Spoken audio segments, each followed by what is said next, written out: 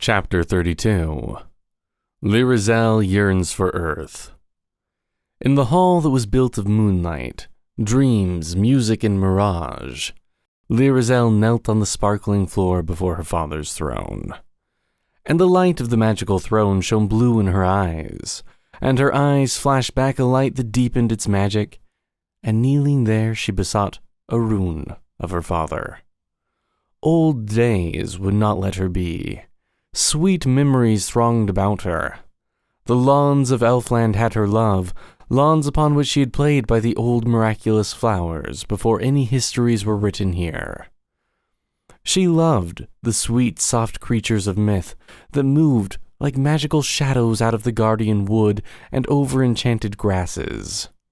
She loved every fable and song and spell that had made her elfin home.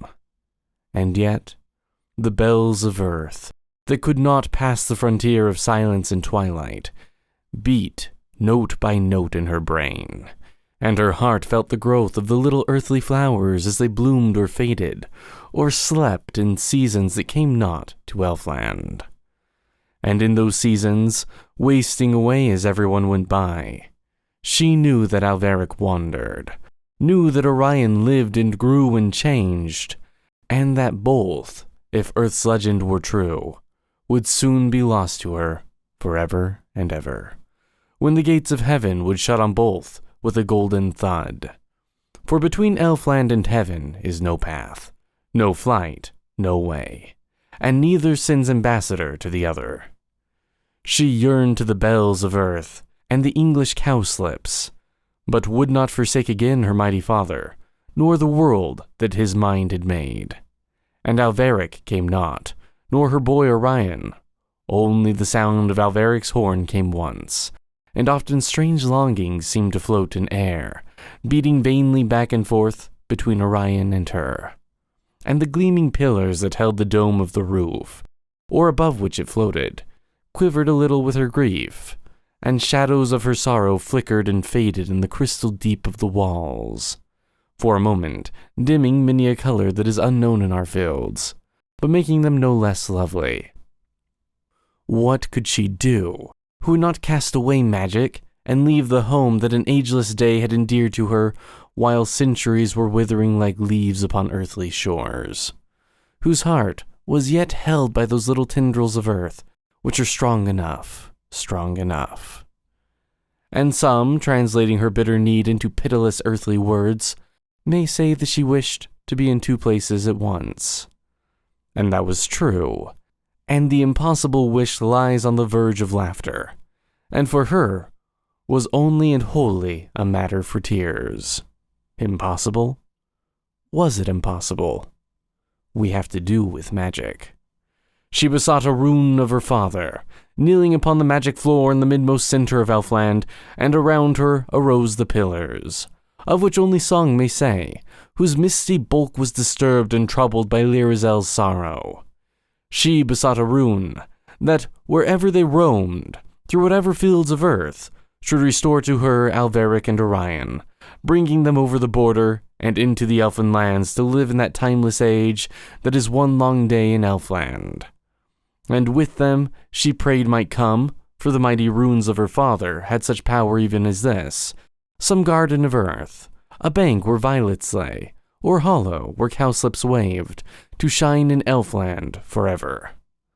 Like no music heard in any cities of men, or dreamed upon earthly hills, with his elfin voice her father answered her, and the ringing words were such as had power to change the shape of the hills of dreams, or to enchant new flowers, to blow in fields of fairy.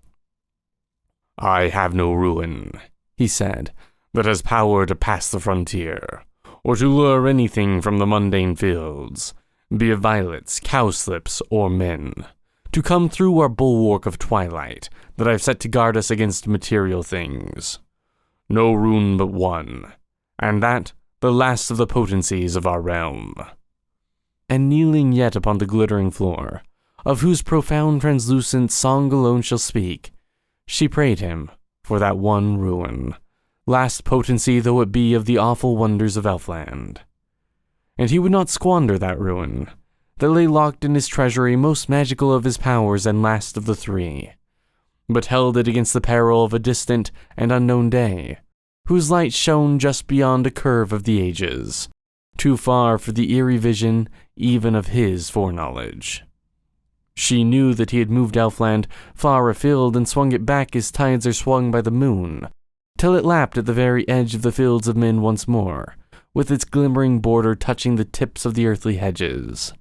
And she knew that no more than the moon had he used, a rare wonder, merely wafting his regions away by a magical gesture. Might he not, she thought, bring Elfland and Earth yet nearer, using no rarer magic than is used by the moon at the neap? And so she supplicated him once again, recalling wonders to him that he had wrought, and yet used no rarer spell than a certain wave of his arm. She spoke of the magical orchids that came down once over the cliffs, like a sudden roseate foam breaking over the elfin mountains.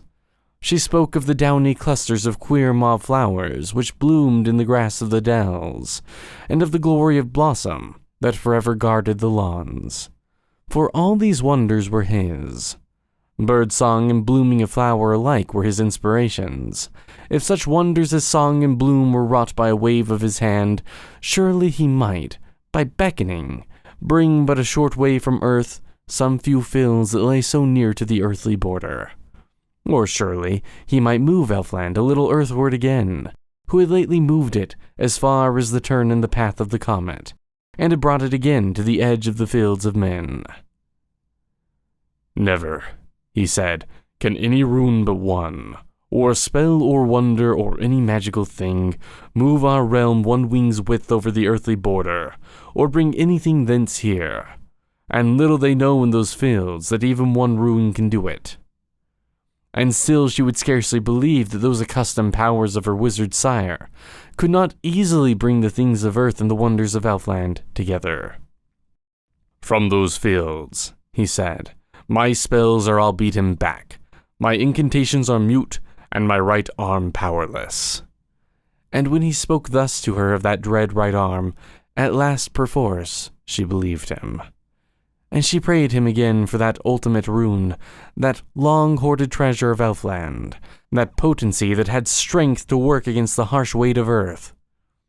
And his thoughts went into the future all alone, peering far down the years.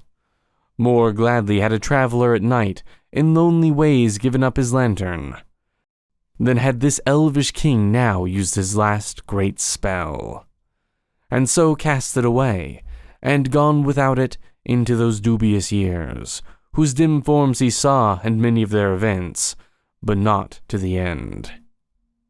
Easily had she asked for that dread spell, which would appease the only need she had. Easily might he have granted it, were he but human. But his vast wisdom saw so much of the years to be, that he feared to face them without that last great potency. "Beyond our border," he said, "material things stand fierce and strong and many, and have the power to darken and to increase, for they have wonders too. And when this last potency be used and gone, there remains in all our realm no rune that they dread, and material things will multiply and put the powers in bondage, and we, without any rune of which they go in awe, shall become no more than a fable. We must yet store this rune." Thus he reasoned with her, rather than commanded, though he was the founder and king of all those lands, and all that wandered in them, and of the lights in which they shone. And reason in Elfland was no daily thing, but an exotic wonder. With this he sought to soothe her earthward fancies.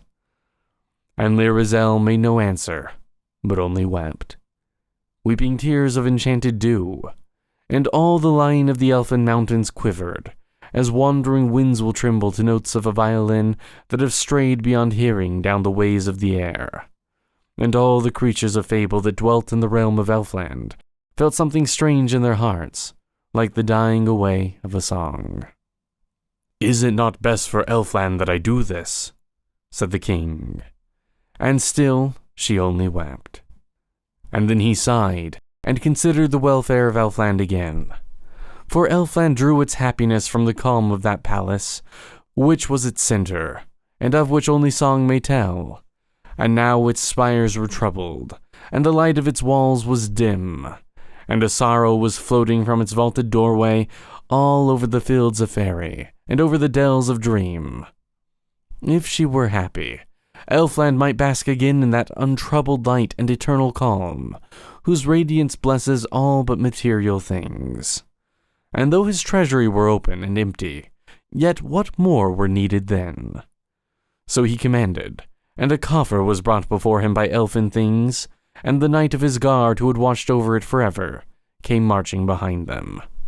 He opened the coffer with a spell, for it opened to no key, and taking from it an ancient parchment scroll he rose and read from it while his daughter wept. And the words of the rune as he read were like the notes of a band of violins, all played by masters chosen from many ages, hidden on midsummer's midnight in a wood with a strange moon shining, the air full of madness and mystery, and, lurking close but invisible, things beyond the wisdom of man. Thus he read that rune, and powers heard and obeyed it, not alone in Elfland, but over the border of earth.